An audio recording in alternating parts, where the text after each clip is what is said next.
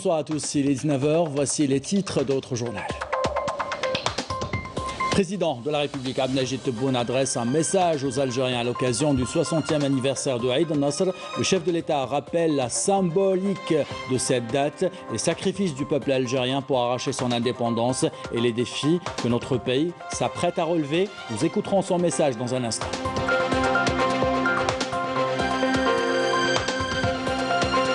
Évocation dans ce journal d'une date symbolique qui a ouvert de larges perspectives au peuple algérien pour retrouver sa dignité et sa liberté. La fête de la victoire est commémorée à travers les régions militaires. Nous ferons un tour d'horizon dans ce journal.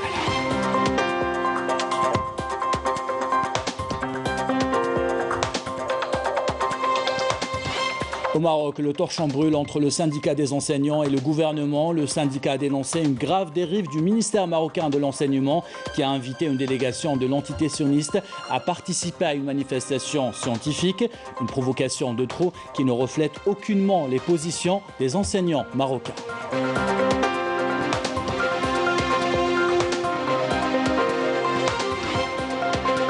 Enfin, nous vous emmenons à Djanet, pas pour parler de tourisme, mais d'agriculture. Les terres sont généreuses. À Inoxoum, une exploitation agricole mise sur les circuits courts et le bio pour écouler ses fruits et légumes. Un reportage à suivre tout à l'heure. Voilà pour les titres. Bienvenue à tous. Nous entamons ce journal par le message du président de la République Abdelmajid Tebboune à l'occasion de la célébration de Eid al-Nasr. Nous célébrons demain le 60e anniversaire d'une journée nationale historique consacrée par les sacrifices du peuple algérien et nos valeureux martyrs en tant que symbole de la victoire et de la libération du joug colonial abject. L'annonce du cessez-le-feu après les négociations d'Évian fut une victoire et avait sonné le glas d'une injustice et de la barbarie. De l'agresseur bercé par l'illusion de déformer notre identité, d'effacer notre civilisation, notre culture et notre patrimoine. Mais c'était sans compter sur la volonté d'un peuple libre et déterminé à rester libre et authentique. Cette halte historique, dans le parcours glorieux de la nation, n'aurait pas eu autant d'écho à travers le monde si elle n'était pas le couronnement, si elle n'avait pas été le couronnement d'une révolution glorieuse, de la résultante inéluctable d'innombrables et amers sacrifices qui se sont succédés depuis l'invasion coloniale de notre pays, à travers des résistances populaires épiques gravées dans les annales de la mémoire de notre histoire. La fidélité au message des Chouhada, l'amour de la patrie et la volonté de construire et de développer le pays sont autant de valeurs qui constituent une source d'inspiration pour les générations d'aujourd'hui et celles à venir. En cette journée mémorable, préambule de la victoire, ajoute le président de la République Abdelmajid Tebboune, le peuple algérien est à puiser force et détermination pour affronter l'impact et les effets d'une destruction d'une grande ampleur, une destruction massive, violente, qui témoigne des crimes odieux du colonialisme et qui ne saurait tomber dans l'oubli ni s'étendre par la prescription. Un traitement responsable et intègre et impartial du dossier de la mémoire et de l'histoire dans un climat de franchise et de confiance est incontournable, ajoute le chef de l'État, Abdelmajid Tebboune. À cet égard, je souligne encore une fois que cette question demeurera au centre de nos préoccupations. Nous poursuivrons sans relâche et sans compromis le parachèvement de nos démarches en insistant sur le droit de notre pays à récupérer ses archives et à connaître le sort des disparus durant la glorieuse guerre de libération nationale et à indemniser les victimes des essais nucléaires et autres questions liées à ce dossier. Par fidélité au message de nos valeureux chouhada, fidèles aux legs historiques et leurs prédécesseurs, les Algériennes et Algériens ont jeté des bases solides sur lesquelles repose aujourd'hui l'État-nation indépendant qui a résisté et triomphé grâce à la révolution de novembre face aux épreuves et aux souffrances. Conscient des mutations profondes sur les plans régional et international, l'État œuvre en toute sécurité à préserver la place et la position de l'Algérie dans un contexte mondial marqué par des perturbations et des bouleversements et dans un monde qui ne sera plus régi à l'avenir par les mêmes règles qui ont commandé des décennies durant les relations internationales ni par les mêmes équilibres politiques, économiques mondiaux. Alors que nous vivons aujourd'hui en cette conjoncture particulière, ajoute le président de la République, est complexe à l'instar des pays du monde, des mutations décisives sur le plan régional et international, nous tenons à affirmer que notre inspiration à bâtir une Algérie prospère nous impose de réhabiliter la valeur de l'effort et la valeur du travail, de veiller au renforcement de notre sécurité nationale dans toutes ses dimensions face à toute épreuve ou urgence, de veiller à l'unité de nos rangs, de conjuguer nos efforts et de renforcer le sens du devoir national et d'assumer pleinement nos responsabilités dans les différents secteurs et à tous les niveaux envers notre nation et notre peuple. Enfin, nous nous inclinons, ajoute le président de la République Abdelmajid Tebboune, à l'occasion de la fête de la victoire devant la mémoire des vaillants chouhada et réaffirmant notre engagement à rester fidèle à leur sacrifice tout en rendant hommage à leurs compagnons moujahidines à qui nous souhaitons une longue vie. Voilà pour ce message du président de la République Abdelmajid Tebboune à l'occasion de Aïd al-Nasr. Et à l'occasion de la fête de la victoire Aïd al-Nasr, le général de corps d'armée Saïd Chengriha, chef d'état-major de l'armée nationale populaire, a présenté ses félicitations aux éléments de l'armée nationale populaire, les héritiers de la LN, priant Dieu de préserver notre pays contre tout malheur et de préserver son peuple. Et on vous propose de revenir maintenant en images sur cette date qui a symbolisé la fin de 132 ans de colonisation et de barbarie et d'oppression. La date du 19 mars 1962 a ouvert de larges perspectives au peuple algérien pour retrouver sa dignité et vivre en liberté. Évocation avec Yannis Saïd Belkacem. Le 18 mars 1962, une date historique. L'Algérie arrache son indépendance, la sauvegarde de l'unité de son peuple et l'intégrité de son territoire. En imposant cette signature, les accords d'Évian sont scellés. Les revendications de l'Algérie sont claires et immuables. La France, sentant la détermination irréversible des Algériens, fléchit, la Ve République finit par admettre le principe de l'autodétermination de l'Algérie. À la tête de la délégation algérienne Karim Belkacem, des historiques l'accompagnent, Lakhdar Ben Toubel, Saad Dahleb, Mohamed Yazid, Tayyib Boulahrouf, Ben Mustafa Ben Aouda, Reda Malek, Sghir Mustafa et Mohamed Siddiq Ben Yahya. En face, Louis Jox, accompagné de 3 de ses ministres. L'histoire est en marche. À la station thermale d'Évian-les-Bains, 5 points cruciaux sont alors des négociations. Cesser le feu, l'organisation d'un référendum d'autodétermination, le statut de la minorité européenne en Algérie, le Sahara, les essais nucléaires français et la base militaire de Mers el-Kabir à Oran. Ce dernier round de négociation va durer 12 jours et sera couronné par la conclusion des accords d'Évian, l'annonce du cessez-le-feu et d'une période de transition qui allait être suivie de l'organisation d'un référendum d'autodétermination. Le cessez-le-feu entre en vigueur le 19 mars à midi sur l'ensemble du territoire algérien. La joie éclate dans toute l'Algérie. Femmes et enfants sortent manifester dans les rues en brandissant les couleurs de la nation.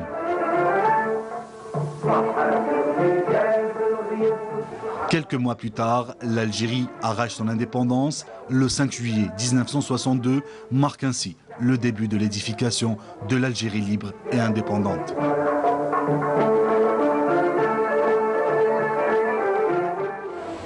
Et toujours à l'occasion de la commémoration de la fête de la victoire, plusieurs cérémonies de rebaptisation de plusieurs lieux au nom de plusieurs martyrs ou du nom de plusieurs martyrs de la glorieuse révolution de novembre ont été organisées dans plusieurs régions militaires. Tour d'horizon avec Amélie Siritir.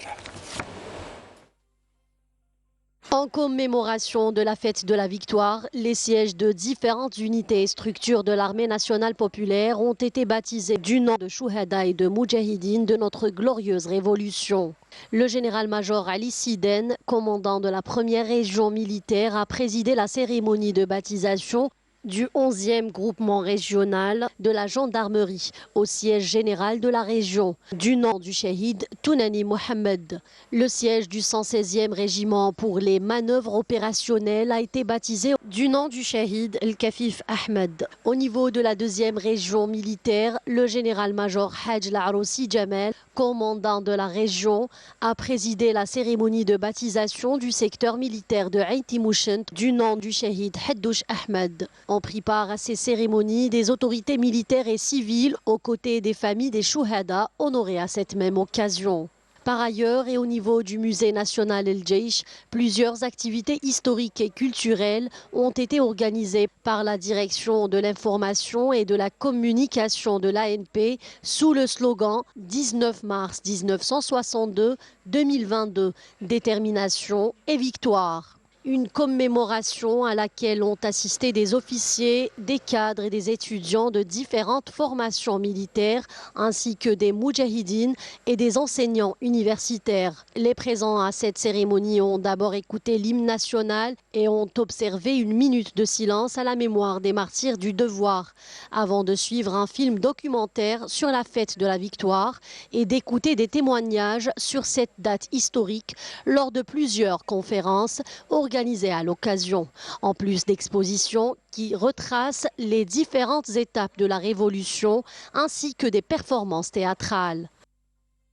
Dans l'actualité de ce vendredi, on s'intéresse au secteur minier. Les entrailles de plusieurs régions d'Algérie renferment des richesses exceptionnelles. Notre pays dispose également de terres rares. L'activité minière représente 1300 exploitations dominées par des matériaux de carrière destinés à la construction. Les 4% restants couvrent les grands projets miniers, le phosphate à Tébessa, ou le minerai de fer à Rajbilet et à Tindouf et le zinc à Béjaïa pour une estimation de près de 14 milliards de dollars. Reportage de Abdelmajid Bankassi.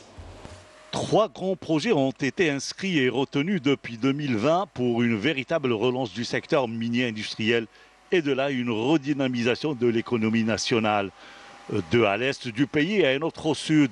Ils produiront du phosphate, du minerai de fer, du zinc et du plomb. Des matières premières qui seront bien sûr transformées localement en produits finis et semi-finis, et en plus une plus grande valeur ajoutée. Ils serviront l'industrie et l'agriculture algérienne. Dans ce cadre, nous avons sélectionné 3 grands gisements. D'abord le phosphate. Le phosphate, comme vous le savez, nous disposons de réserves importantes. Mais au jour d'aujourd'hui, elles sont exploitées, exportées sous forme brute. C'est les phosphates de Belaïtel dans la wilaya de Tébessa.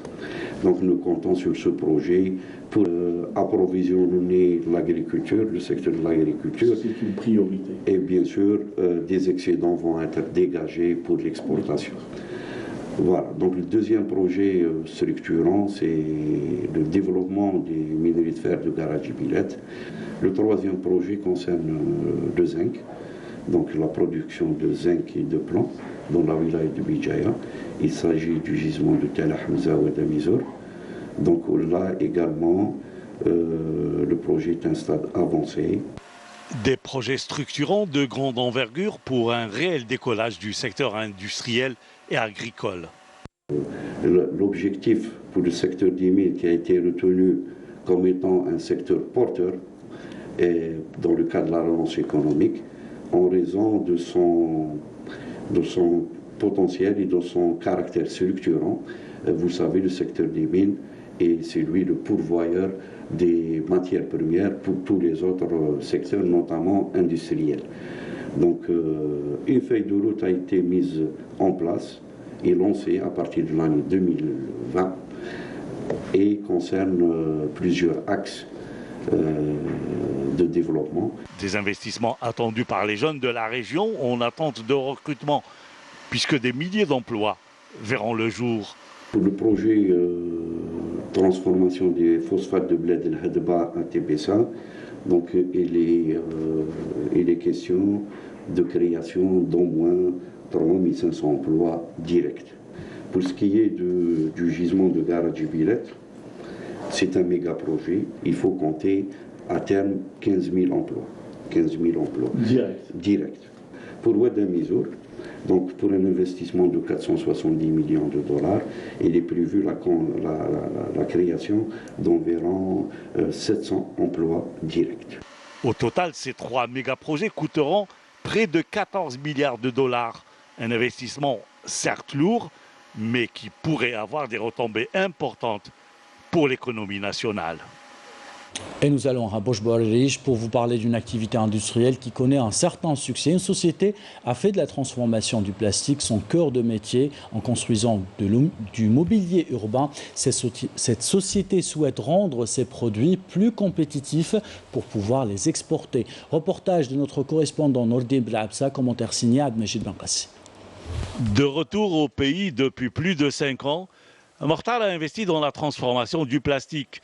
Dans son usine, il produit des citernes et du mobilier urbain pour les besoins locaux.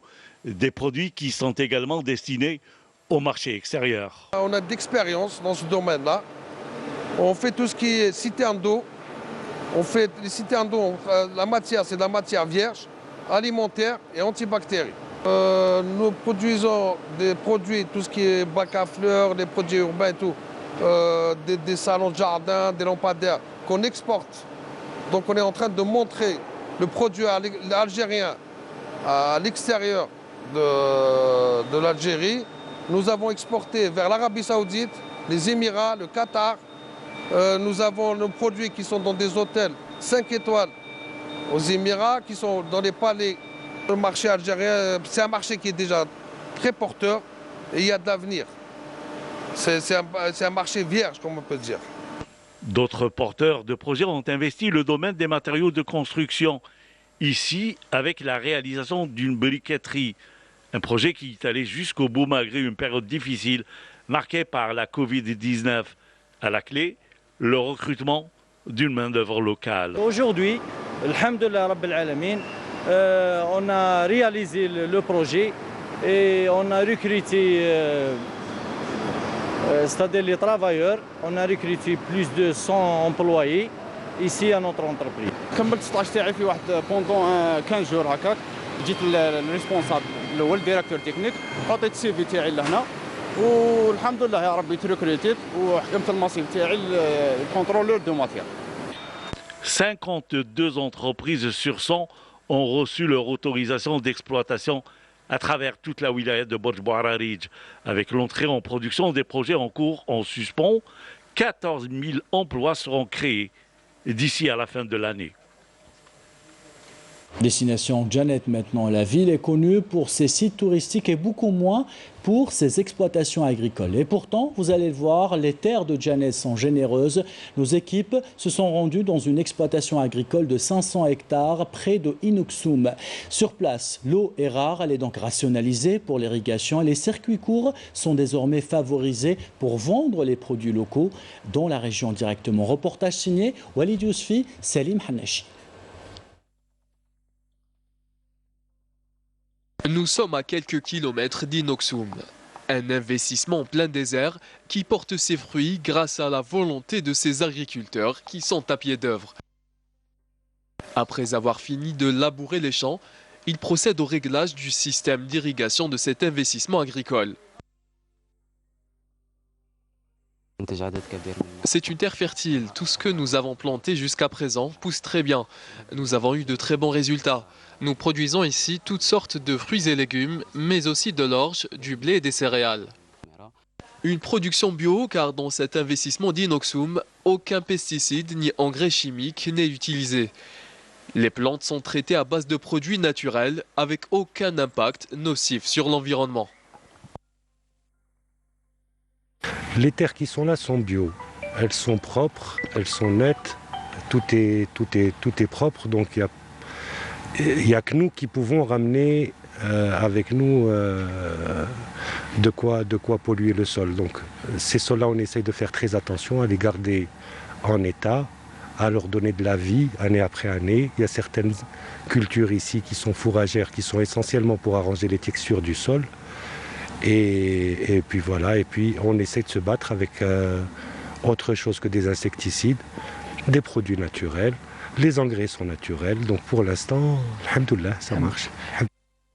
Cet investissement agricole aura coûté 700 millions de dinars entre valorisation de terrain et exploitation sur les 500 hectares de terres agricoles. Le prochain objectif pour ces investisseurs est d'augmenter les capacités de production et passer à la transformation à l'échelle locale. La zone, il n'y a pas une expérience طويلة تاع الفلاحة اللي تدي منها des informations. رانا l'invention autodidacte قلت لك on a chevauché le programme de valorisation مع un programme de plantation déjà يكون عندك un parc à bois مليح pour l'arboriculture pour faire عندنا نديرو pépinière وتعرف le comportement des plants. Les moyens qu'il faut pour un petit terrain, c'est les mêmes moyens qu'il m'a pour un grand terrain. Donc l'idéal هنايا كاين possible الانسان اللي يحب يجوز à une échelle industrielle لازم la transformation parce que les marchés sont loin, les marchés du gros. Donc justement احنا في هذا السونس رانا نمشوا. Cette ferme agricole favorise les circuits courts. Elle alimente le marché local, mais aussi les wilayas limitrophes de toutes sortes de produits maraîchers. Dans l'actualité internationale au Maroc, le torchon brûle entre le syndicat des enseignants et le gouvernement marocain. Les enseignants dénoncent l'utilisation de la justice pour faire pression, intimider certains manifestants. Le syndicat des enseignants a dénoncé une grave dérive du ministère marocain de l'enseignement qui a invité une délégation de l'entité sioniste à participer à une manifestation scientifique. Une provocation de trop qui ne reflète aucunement les positions des enseignants marocains. Commentaire signé Malika Bellel.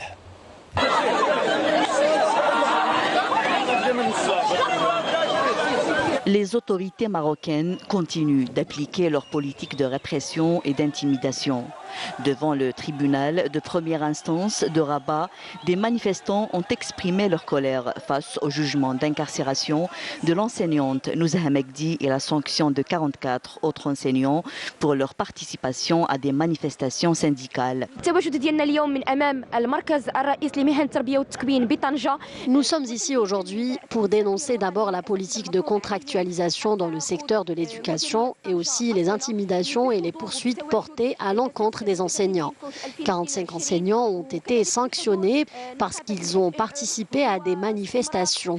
Les autorités devraient annuler toutes les condamnations arbitraires. La coordination nationale des enseignants au contrat imposé a annoncé dans un communiqué sa décision d'arrêter de travailler jusqu'au 20 mars. Elle a également annoncé une autre grève de 4 jours à compter du 23 mars prochain. Une nouvelle atteinte aux libertés, une infraction flagrante des droits fondamentaux des enseignants qui risque de provoquer une implosion sociale dans un pays déjà agité par plusieurs mouvements de protestation. En effet, les indicateurs socio-économiques du royaume sont préoccupants selon les analystes. Le mois de février a connu à lui seul des manifestations à Rabat et dans d'autres villes contre la hausse des prix des produits de première nécessité, des grèves qui ont touché plusieurs secteurs, des poursuites judiciaires ou d'incarcération visant des journalistes, blogueurs et militants de mouvements sociaux, en plus de la corruption et les détournements de fonds qui ont pris des proportions alarmantes. Le secteur de l'enseignement supérieur et de la recherche scientifique n'est pas en reste. Le syndicat marocain vient de condamner fermement la participation d'une délégation de chercheurs sionistes à une manifestation scientifique de normalisation. Une participation jugée inacceptable, une grave atteinte à l'honneur de l'université marocaine. Le bureau régional a mis en garde les autorités marocaines contre une éventuelle reconduction d'une telle initiative qui n'est autre qu'une trahison de la position du peuple marocain, historiquement aux côtés des Palestiniens et de leur juste cause. Et toujours à l'international, cette déclaration du sénateur américain Patrick Leahy qui a fait savoir que le Congrès américain ne reconnaît pas la prétendue souveraineté du Maroc sur le Sahara occidental. Cette déclaration a été faite au moment où le Congrès américain s'apprêtait à accorder des aides au Maroc, au Sahara occidental, qui ont été séparées des aides accordées au Maroc. Le sénateur américain a appelé le secrétaire d'État américain Anthony Blinken à soutenir les efforts de l'ONU pour trouver une solution juste et organiser un référendum d'autodétermination au Sahara occidental.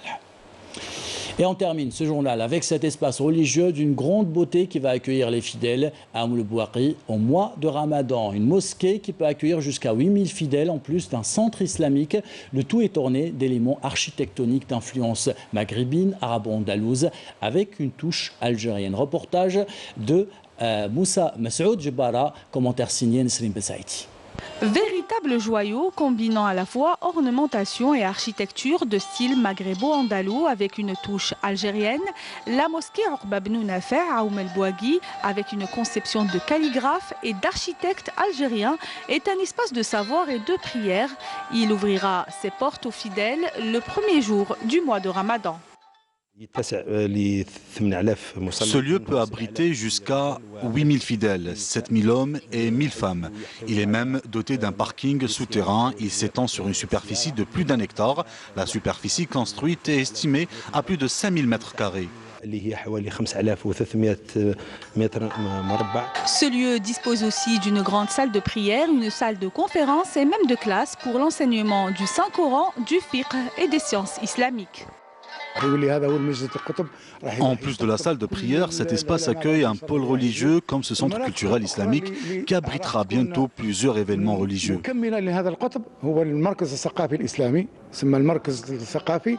Un lieu de prière, d'enseignement religieux, mais également une destination pour le tourisme religieux pour la ville d'Oum El Bouagui.